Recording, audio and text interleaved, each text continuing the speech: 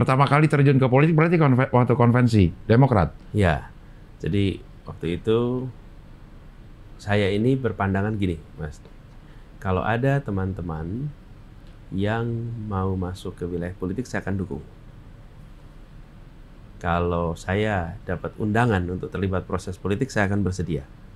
Karena pandangan saya adalah bila kita yang punya gagasan, punya idealisme, dapat kesempatan, maka gunakan itu untuk membawa idealisme dan gagasannya. Bila kesempatan terbuka. Dan itu juga yang saya kerjakan. Jadi ketika dulu saya terlibat di sana, lalu terlibat juru bicara Pak Jokowi, itu awal saya terlibat proses politik. Dan di pemerintahan, pertama kali ya ketika Kementerian Pendidikan dan Kebudayaan. Terus kenapa di reshuffle? Nggak tahu saya. Kamu kalau reshuffle itu kita nggak dikasih tahu juga? Nggak dikasih tahu dan nggak tanya juga. Apakah nggak jurusan yang Anda pilih nggak ada gitu?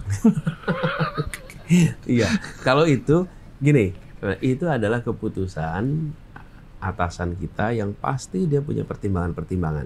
Karena ini posisi politik. Posisi politik itu pertimbangannya juga pertimbangan-pertimbangan kepentingan-kepentingan yang ada. Ya. Kepentingan apa yang harus diakomodasi, kepentingan apa yang mungkin harus dilepas dulu, kepentingan apa yang harus difasilitasi dulu, itu yang disebut sebagai pertimbangan politis itu adalah mengelola kepentingan. Ya. Nah, pada waktu itu ada 7 kalau tidak salah yang diganti. Ya. Kemudian ada orang-orang baru yang masuk di dalam pemerintahan. Karena kalau ini berbeda dengan hanya pertimbangan teknokrasi. Kalau pertimbangan teknokrasi saja, itu pasti ada hitam di atas putihnya. Ini yang seharusnya dikerjakan, ya, ini yang faktanya. Ya. Kalau ini ada kelompok yang harus diakomodasi, ya gimana, harus masuk nih, harus ada pergeseran. Karena itulah kenapa saya tidak menganggap itu sebagai masalah. Saya bersyukur, Mas, di reshuffle. Boleh cek sama semua orang yang berada di dalam proses itu. Ketika reshuffle itu ada, saya bilang alhamdulillah.